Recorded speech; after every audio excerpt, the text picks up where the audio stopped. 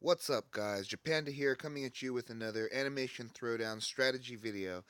Getting into our second Rumble match against Jessie and Chan. Looks like another gimme or another vacant guild, so we'll try and speed through these matches as quickly as possible. Because I don't know that there'll be a whole heck of a lot to learn from this match here, but we'll still go through the motions, try to be as optimal as possible, and see if we can still have some meaningful thoughts regarding the game here. I'm going to start with a Giggity Gun. I do not have to combo that in order to get that punch going. With a 22 health Bobby, it seems super unlikely that he's going to have something that's going to be able to stop that. Maybe I should have, to be even a more optimal thing that I could have done was start the Paladin Peggy, or pardon me, the Paddlin Peggy, I should say, in first position. Did have a bigger swing. Then I could get the Giggity Gun into second position.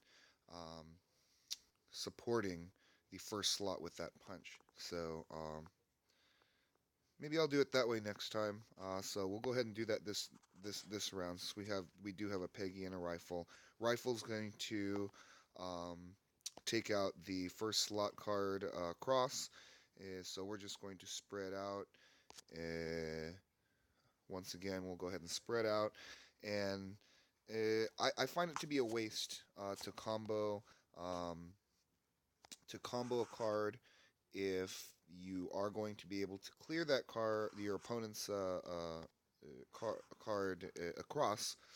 Um, if you can spread wide, that does actually give you a few more options, and it's always nice to retain those options. The time that I would actually combo the first position card is if my rifle weren't able to, on its own, take care of the first position card across from it, and that is not the case this time. We're going to get down a Tom Landry in position two, thinking about a Sex Ed Peter to support the rifle. And we could at any time gain 13 punch from the Paddle and Peggy here, which is what we'll just exemplify. And there's not very much that's going to stop that. 26 plus this, so 39 swing once you get that going there. So um, I wrote down the sequences for what was the most optimal as far as getting the crazed going first, and it turns out that actually getting the bigger punch in second position and then uh, comboing the um, Peggy is the paddle and Peggy is actually the most optimal, even though you get one less turn of crazed. Here, I want to get the biggest swing in first position that I can possibly get. And all of that is going to involve this wrestling in one way or another. Don't have to combo that, so we're going to spread once again. Blurns Ball motivates, so I tend, and it has a high health, so I tend to use that to kind of strengthen the overall attack of the first position card.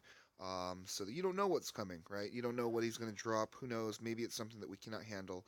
But let's go ahead and start getting this crazed going now. If we can get this crazed going now, the next card shouldn't be a problem for us.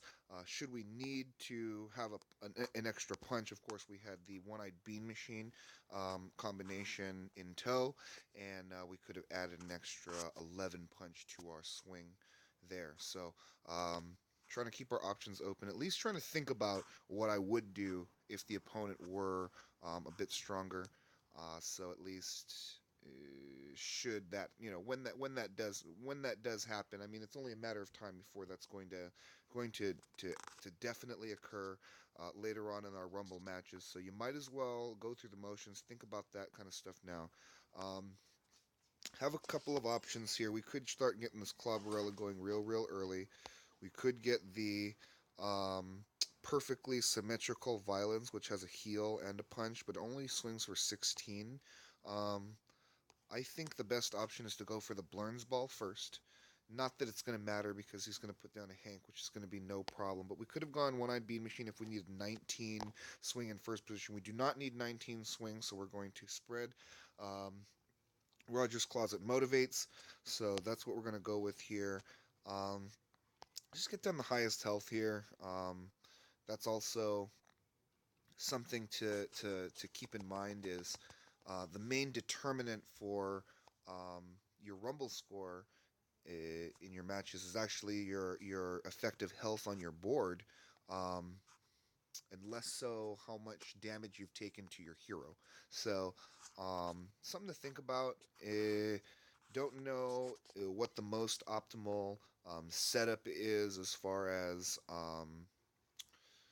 pardon me. I don't know. I don't know if it's if I should say I don't know if the last card that you place when you are going to win the game um, counts towards your effective health total, or if it's just the cards, such as right here. Okay,